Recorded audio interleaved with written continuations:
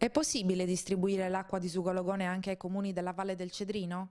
La risposta è contenuta nello studio che sarà presentato lunedì 25 gennaio dall'assessore dei lavori pubblici Paolo Maninchedda ai sindaci dei comuni interessati: Orosei, Galtellì, Loculi, Onifai, Irgoli, Oliena e Dorgali. Grazie al lavoro dei tecnici di Genio Civile, Abanoa e Autorità del Bacino Idrografico, lo studio, mai compiuto prima, esamina il comportamento e la portata della sorgente e stabilisce quali siano le reali possibilità di intervento nella salvaguardia di questo grandioso monumento naturale ricadente in area SIC. Prosegue intanto il monitoraggio scrupoloso del Cedrino da parte di Abanoa, che verifica settimanalmente la buona qualità delle acque destinate al consumo dei cittadini, con analisi certificate dalla ASL, pubbliche e facilmente consultabili nel sito del gestore idrico regionale.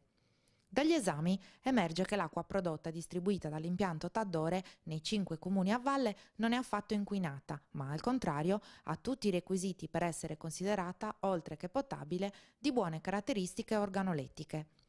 Risultati più che positivi anche per la qualità delle acque irrigue, in base alle analisi svolte dal laboratorio di ENAS. L'acqua di Sugologone fino ad oggi è andata per la maggior parte sprecata a causa di una rete idrica in pessime condizioni. Si parla del 75% di dispersione a Oliena e del 50% a Dorgali, i due unici comuni attualmente approvvigionati dalla sorgente. L'assessorato dei lavori pubblici ha stanziato perciò 4 milioni di euro per il risanamento delle reti. I lavori sono già iniziati a Oliena e presto partiranno anche a Dorgali. Nasce il registro tumori regionale che permetterà la quantificazione dell'incidenza e prevalenza delle patologie oncologiche e la loro distribuzione spaziale e temporale in una determinata area. Rappresenta un importante strumento per la programmazione degli interventi di sanità pubblica, per la prevenzione, la diagnosi e la cura delle patologie tumorali e la conseguente organizzazione delle azioni da mettere in campo. Atteso da anni in Sardegna, è stato approvato in via preliminare e ora è soggetto al vaglio del Garante Nazionale della Privacy. In Sardegna esistono attualmente 2 registri tumori di popolazione su base locale, a Sassari e a Nuoro, entrambi accreditati sia a livello nazionale sia a livello internazionale. Quello di Sassari è nato negli anni 90 e monitora la provincia di Sassari e Olbia a Tempio. Il registro di Sassari si occupa della popolazione di Sassari e Olbia, delle 2 ASL. Abbiamo un'incidenza che è appena al di sotto della media, un po' più alta di quella del meridione. Il distretto di Sassari è quello che ha l'incidenza più alta. All'interno del distretto di Sassari c'è anche l'area industriale di Porto Torres che ha un eccesso sicuramente sui lavoratori e complessivamente anche sulla popolazione maschile della città di Porto Torres. Il modello individuato dalla Giunta è di tipo federato, costituito da 3 registri locali corrispondenti a macroaree della Sardegna settentrionale, con competenza per i territori delle ex province di Sassari e Olbia, della Sardegna centrale, con competenza per i territori delle ex province di Nuoro, Ogliastra e Oristano, e della Sardegna meridionale, con competenza per i territori delle ex province di Cagliari, San Luri e Carbonia. Per ciascuna macroarea si individuano come ASL capofila rispettivamente quelle attuali di Sassari, Nuoro e Cagliari, in modo da valorizzare e dare continuità all'esperienza dei registri tumori locali già operanti. Noi ci basiamo sulla necessità di dare dei dati riguardanti l'incidenza, la prevalenza, quindi il carico oncologico e la sopravvivenza. E ovviamente anche la mortalità per tumore, perché sono elementi che servono per la programmazione sanitaria anche in ambito aziendale. Dopo le riuscite edizioni dell'anno passato torna il Sardinian Job Day.